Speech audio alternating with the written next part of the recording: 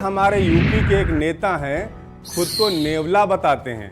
जब खुद को नेवला कहने से काम नहीं चलता तो खुद को हाथी करार कर देते हैं। स्वामी साहब इतने बड़े पलटू राम हैं कि यूपी की हर बड़ी सियासी पार्टी का नेताजी ने पानी पी रखा है। अपने यूपी में खुदा की खुदाई एक तरफ और जाति की लड़ाई एक तरफ। यहाँ जाति ही सब कुछ है। जब तक स्वामी प्रसाद का नाम सनी बनकर सपा में रहेगा तब तक पार्टी का उद्धार नहीं हो सकता।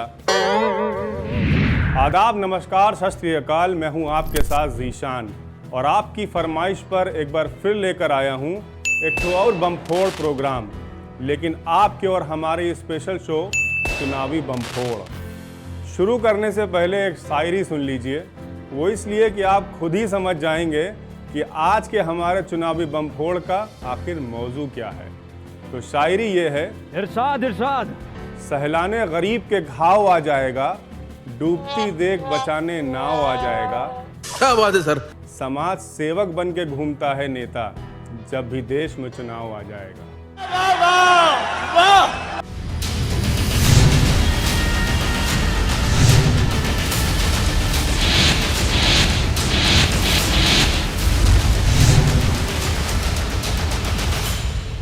जी हाँ, अपने देश और खासकर हमारे यूपी में ऐसे नेता प्रचुर मात्रा में पाए जाते हैं जो सालों कुंभकर्ण माफिक नींद लेते हैं। सिर्फ चुनावों की घंटी बजने के बाद बिल से बाहर निकलते हैं। कहते हैं कि नेताओं की चमड़ी थोड़ा मोटी होती है, उन्हें कोई बात की फर्क नहीं, बस उनका काम चलना चाहिए। जनता जाए तेल लेने। ऐसे ही हमारे यूपी के एक नेता हैं, खुद को नेवला बताते हैं।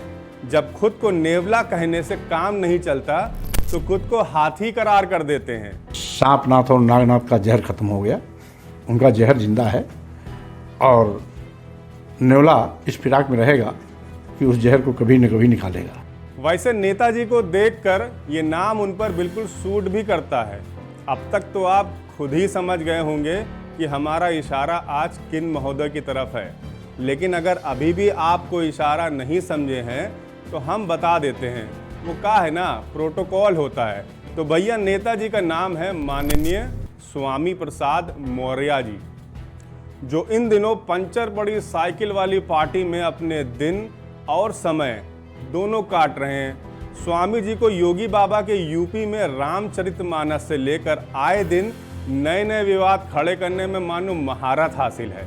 रामायण की चौपाई है जिसमें उसका एक अंश है, जे बड़ाधम तेल कुम्हारा सुपच किरात कोलकलवारा, यानी सीधे सीधे जाति लेकर के अधम जाति होने का सर्टिफिकेट दे रहे हैं तुलसी बाबा इस चौपाई के माध्यम से। हफ्ता गुजरता नहीं है कि नई बहस का जन्म नेताजी के वक्तव्यों से हो जाता है। इतना ही नहीं, नेताजी का एक तारुफ अभी और है, वो ये है कि स्वामी साहब इतने बड़े पलटू राम हैं कि यूपी की हर बड़ी सियासी पार्टी का नेताजी ने पानी पी रखा है। गजब आदमी है यार। मसलन नेताजी साल 1991 से 1995 तक जनता दल में रहे, लेकिन मायावती के पहली बार सीएम बनते ही बसपा का दामन थाम लिया। बहन जी मायावती की सरकार में ही स्वामी प्रसाद मौर्य जी को मंत्री बनने का सौभाग्य प्राप्त हुआ। लेकिन जब 2007 में बहन जी की पार्टी बसपा अपने चरम पर थी, उस वक्त नेताजी को बसपा के टिकट से लेकर भी हार का मुंह देखना पड़ा। साल 2016 में स्वामी प्रसाद जी को लगा कि बसपा का तो कोनो काम नहीं बन रहा है, तो बसपा को अलविदा कह दिए।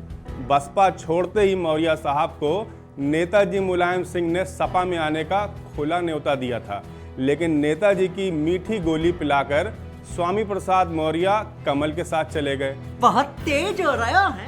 यहाँ यजमान बीजेपी के टिकट ले जीते और योगी मंत्रिमंडल में एक बार और कैबिनेट मंत्री बनकर कुर्सी गर्म कर लिया।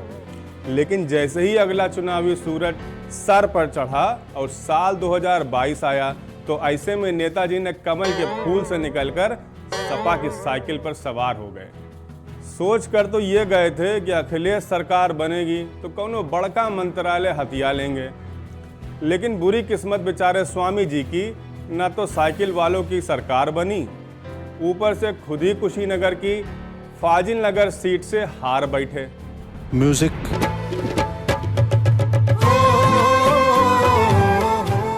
वैसे नेताजी को यूपी में पिछड़े वर्ग का बड़ा नेता माना जाता है, क्योंकि मौर्य जाति से आते हैं। और आपको तो पता ही होगा, अपने यूपी में खुदा की खुदाई एक तरफ और जाति की लड़ाई एक तरफ। यहाँ जाति ही सब कुछ है भैया। यूपी में मौर्य जाति का कुल हिस्सा है 6%।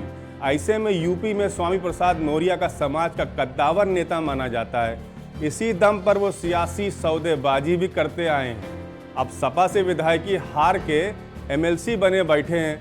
नेताजी को खुद तो राजनीति में हैं ही, लेकिन साथ ही साथ अपने पूरे परिवार का भी जुगाड़ सियासत में सेट कर बैठे हैं। बेटी फिलहाल माननीय सांसद है, बेटा बहू सब राजनीति में विराजमान हैं। स्वामी जी का दबदबा और रुतबा कायम रहे, वो खुद लाइमलाइट में बने रहते हैं। इसलिए लाइमलाइट में बने रहने के लिए आए दिन उल जलूल बयान देते रहते हैं। स्वामी जी की इन दिनों यूपी की सियासत वो घंटा बन गए हैं जिन्हें कोई भी आके कुछ भी कह देता है और बजा जाता है। हम कोई मंदिर का घंटा है कि कोई भी आके बजा जाता है। कोई उन्हें समाजवादी पार्टी का भस्मासुर कहता है तो कोई कुछ कहकर निकल जाता है। ऐसे में निकाय चुनाव में करारी हार के बाद सपा में इन दिनों वैसे भी अंधेरा छाया हुआ है।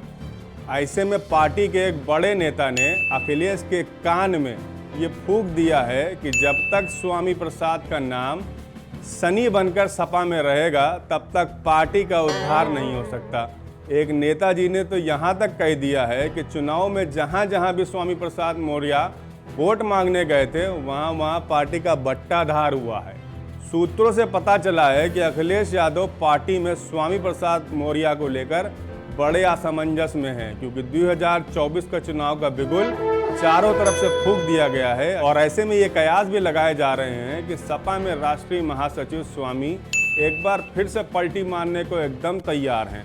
बस इंतजार में हैं कि पहले किस पार्टी से बुलावा है और स्वामी प्रसाद मौर्य सपा को अलविदा करें और कहीं और गुलाटी मारें।